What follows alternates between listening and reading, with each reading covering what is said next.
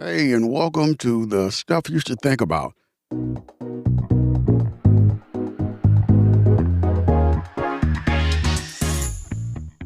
I'm your host, G. And in today's episode, we're talking sweet talk, decoding the real difference between sugar, HFCS, and artificial sweeteners.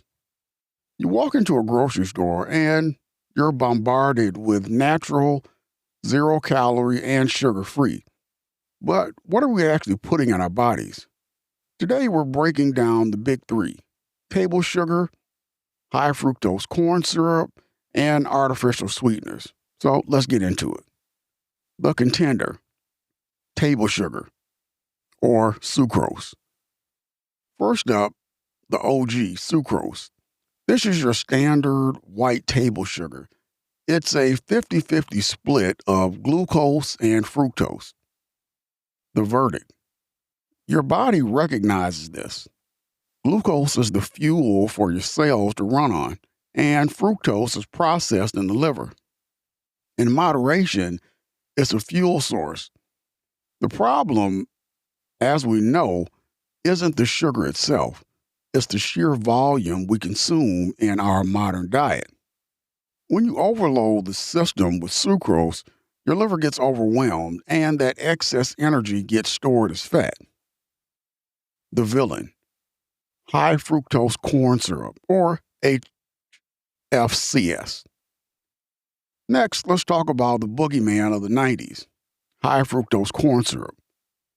People often think it's chemically worse than table sugar, but significantly, it's very similar. Most high fructose corn syrup used in sodas is about 55% fructose and 45% glucose. The verdict: why does it get a bad rep? Well, because it's cheap and shelf stable. So manufacturers put it in everything: bread, pasta sauce, salad dressings. You're consuming high concentrations of it without even realizing you're eating sweet food. It's not necessarily more toxic than table sugar, but it's much harder to avoid. The wild card: artificial sweeteners, aspartame, sucralose, and stevia. Finally, we have the cheat code.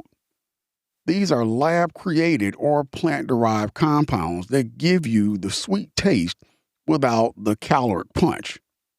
The verdict: this is where the debate gets kind of heated. The pro: they can be a great bridge for someone trying to move away from a massive soda habit. The con: research suggests that because these sweeteners are hundreds of times sweeter than sugar, they can desensitize your palate. A piece of fruit starts to taste bland because your brain is expecting the aggressive chemical level sweetness. Plus, there's emerging research into how these sweeteners might affect our gut microbiome, the good bacteria in our stomach. Bottom line: what should you do? If you're looking to optimize your health, here's a golden rule: stop chasing the sweetness. First, read the labels. If sugar or corn syrup is in the top three ingredients, put it back. Next, go for whole sweetness.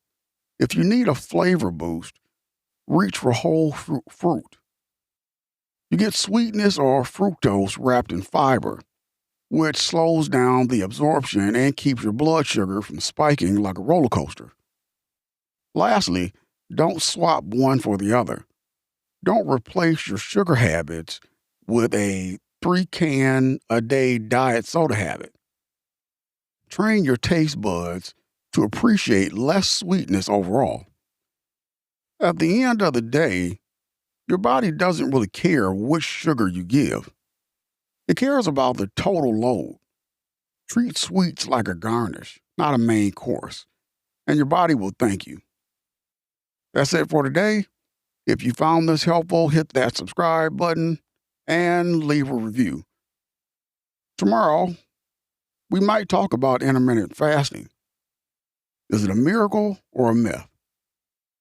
This podcast is designed to be informative, accessible, and balanced. If you need professional advice, please seek a professional.